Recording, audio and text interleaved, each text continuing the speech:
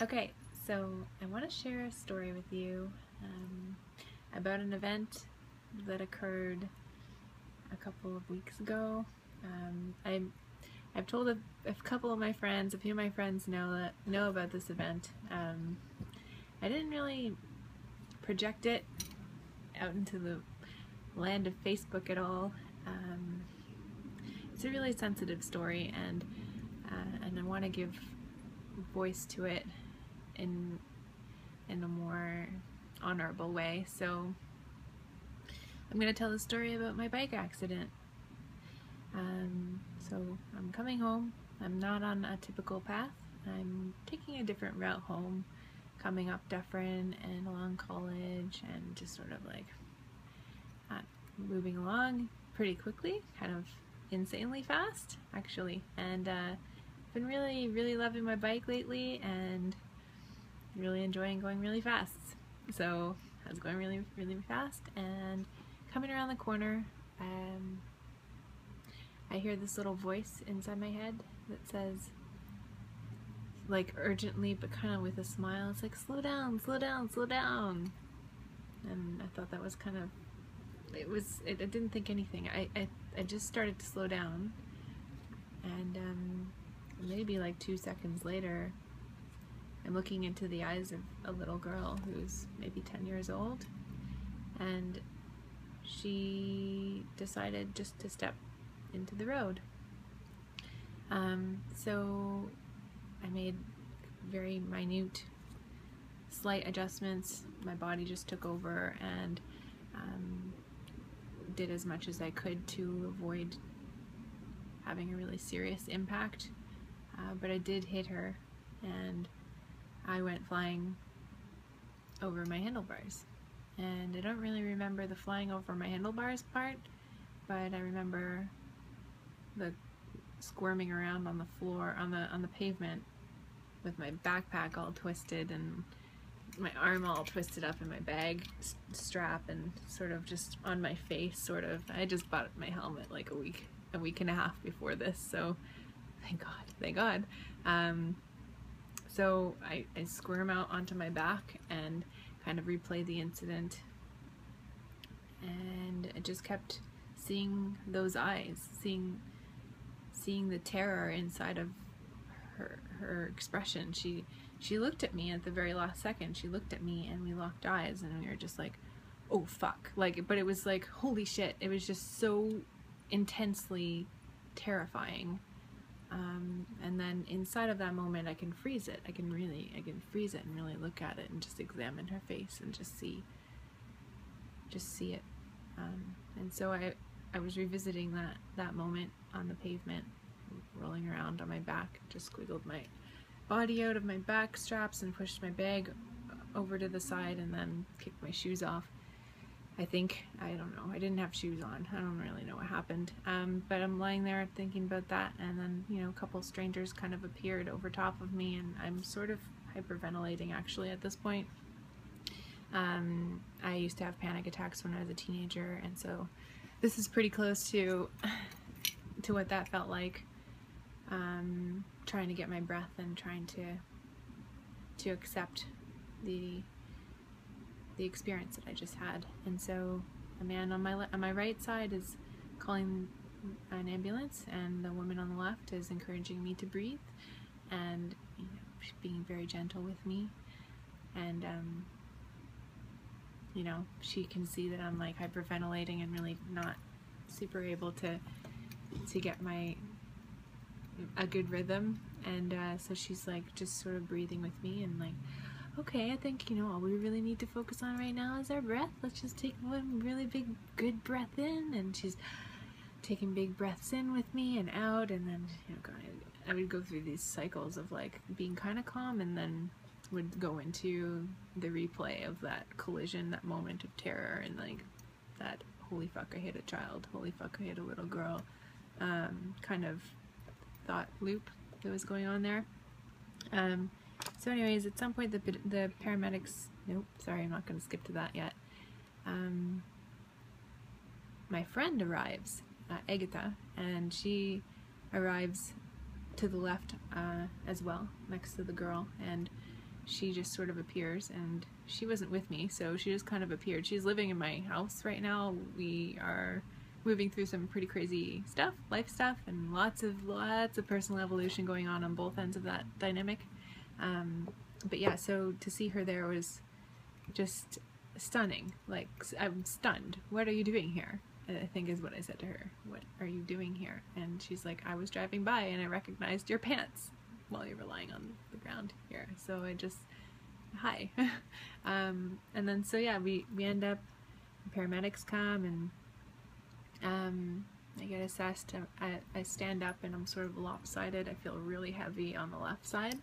And I can't seem to balance properly, and I feel kind of weak and stumbly, and get onto the ambulance, and they're checking my blood pressure. It's pretty high, and they're just talking to me, trying to get an understanding of my condition and where I'm at. Nothing broken, everything's okay. Palms are a little bit sore, feeling impact definitely in the shoulder. Shoulder feels like it's protecting itself a little bit. So no broken skin, no broken bones, nothing. So I continued to let this thought loop go through my mind about the girl and the impact and the terror and all that. And I said, I hit a little girl. I hit a little girl. I can't believe I hit a little girl. And the woman, I believe her name was Teresa. She said, you know, just so you know, you're a teacher for her, and she's a teacher for you, and you know, everyone involved in this whole scenario is learning something and experiencing something from this. So that's a beautiful offering that you're giving them, and it's helpful to remember that there's something positive going on here. And that's the kind of language that I like to communicate myself. I like to communicate with. That's something I would say to somebody who fell on the pavement and was having an intense experience. It was like she was channeling my own truth, and that was just stunning as well. I was just, what? Thank you. Like, so much gratitude. So much gratitude. And another thing that she said was about the loops and the fact that I was looping that event in my mind. She's like, you know, I think you need to, I think it's good to give your body, allow your body to feel whatever it is that it needs to feel. So if it needs to feel what it's feeling right now, if it needs to replay that loop over and over again, just replay the loop, just watch it, let the feelings come up, let them express themselves, just let them be. And so again, another thing that it's exactly what I needed to hear. And wow, Agatha is sitting in the ambulance with me, and she's looking at me like, can you believe that you're receiving this kind of information from a paramedic? Like, do you realize, like, we're both kind of looking at each other like, this is a rare kind of dialogue. This dialogue doesn't always happen in all ambulances. So at the end, they offered to drive us home, you know, no charge, whatever, not getting an ambulance bill. Just drive us home, drive the bike home, which is all busted up. And Jim, the other paramedic, which was Teresa's partner, he met us outside the ambulance to make sure that, like, everything's good, and, you know, see us off and stuff. And I said to him, you know, it felt like I was protected because I heard this little voice, you know, slow down, slow down. And he asked me if I do any sort of energy work, and I said, yeah, I do. I practice Reiki, and I haven't really been in practice for a while, but I do. And he said, okay. And then he just sort of offered his hand. He's like, stick your hand under mine. And so my hand is under his like this, and we're just standing on the street, like in front of the ambulance, or behind the ambulance, and he's just sort of staring into my eyes, and I'm staring into his, and we're just standing there for a few minutes, and I feel the heat between our hands, and I feel it move into my arm and into my shoulder, and it just like relaxed me. So I'm I'm staring at him, and I just sort of felt like,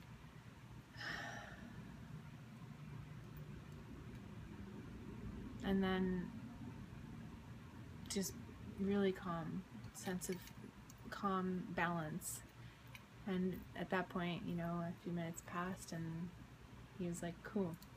And then like kind of stepped aside and sort of offered himself as far as doing cranial sacral alignment therapy, which I'm not super clear on exactly what it is, so I'm gonna have to look into that. But he said that he would offer that to me. He's like, sometimes we, you know, the paramedics are called and the ambulance comes and it treats, and the paramedics come to treat people who need paramedics, and then sometimes it's a different kind of emergency. Sometimes it's something else that needs to be resolved, and it's not a broken bone. And I just understood what he meant. I mean, I had been feeling out of alignment and off the rails for a while, and this event actually was the day after my DMT experience. So the gratitude from that was still, and is still weeks later, just exuding out of my being. So I just received this whole experience as a gift. I received it as an opportunity to assess my life and where I'm at, and where my path is taking me.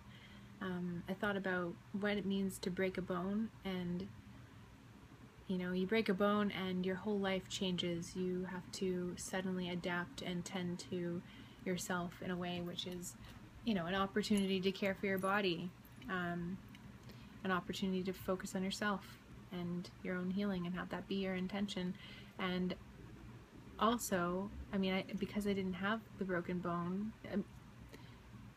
I wasn't taken off my course so much. You know, if I broke my arm or something, I wouldn't be able to do my work. I would be out of work. It would throw my whole everything off track. So it's almost like it was saying, like, the message inside of it kind of felt like, you're on the right track, you just have to slow down. So that's interesting. It's interesting because I didn't realize that I was rushing, but I have been doing so much work and so much process that it resonates. It makes sense. So, I mean, since then things have been really beautiful. I mean, I've healed. My arm has been it's been all right. A little bit of something, but it's nothing. I have no bruises. I'm okay. Like, I've got nothing. Nothing but gratitude. I'm just so thankful. So since then I've been meeting some really beautiful characters and connecting with people in ways that feel really fresh and alive, and I keep being overwhelmed with doses of like epic gratitude, and I just feel so good. I just feel so thankful, and just felt compelled to share this story with you. It's important to recognize that sometimes when we experience something negative or difficult or challenging, it's easy for us to think that this is a negative experience, but it's not. If you're experiencing some level of discomfort, it just shows that there's opportunity for you to learn, because if you're experiencing some sort of dis-ease inside of something, it just means there's something there that you haven't learned yet. So that's all it is. As far as the little girl is concerned, after the assessment in the ambulance, I forgot to mention this part, I did end up deciding to go see how she was doing. I had checked and asked about her, and they kept reassuring me that, yeah, she's okay, she's fine, she's a little scared. So I went up to her, and she looked pretty shooken up, and you know, she's crying, kind of whimpering, had a little band-aid on her elbow, but it was like nothing. I don't even know if it was from this collision. But I went up to her, and I was making the connection. It was you. It was you in the street. And it was me. I'm sorry. I'm the one that hit you. I'm sorry. And she's like, and I said, you're scared, right? You feel scared? You feel afraid? I feel afraid too. And she's like, yeah. And then kind of whimpering a little bit. And it's such an intense feeling to look into the eyes of a little girl and know that, like, that fear and that intensity that she's experiencing is because of you. So I asked her if I can give her a hug, and she said it's okay. And so I give her a hug. I just hold her, have a few breaths, and feel her like whimpering on my shoulder a little bit, and then let go. And you know, it's not like things felt like restored. It didn't feel like, oh, everything's better now. Like, it's like this needed to happen. And I think about the metaphor of that little girl, and you know, I've been doing a lot of work on myself in the realm of like healing my inner child, and you know, in the tank, in my life, just through all the metaphorical delvings that I do generally, like in my journal and stuff. So to have this moment where I can actually embrace a little girl who's scared, who's upset, who's hurting, who just wants to feel safe and stable, and to be able to be the person that did that to her, but also the person that can give her that, was really, really powerful. And in some way I feel like it transformed something inside of me as far as my relationship with my inner child. I felt like I was hugging her. I felt like I was acknowledging her fear. I felt like I was offering her sense of support and love and comfort. So that just felt really, really, really special. So yeah, life has been pretty wild lately, and in the most beautiful, fantastic, magical ways. And I'm not going to stop making these videos. I'm probably not going to cry on all of them. But I'm not going to hold that stuff back either, so if it feels like it's something that needs to surface, I'm just going to be present for it. And yeah, I feel really good about that. So I really, again, really appreciate you guys sitting and being able to give space to watching these videos. I know they're kind of long.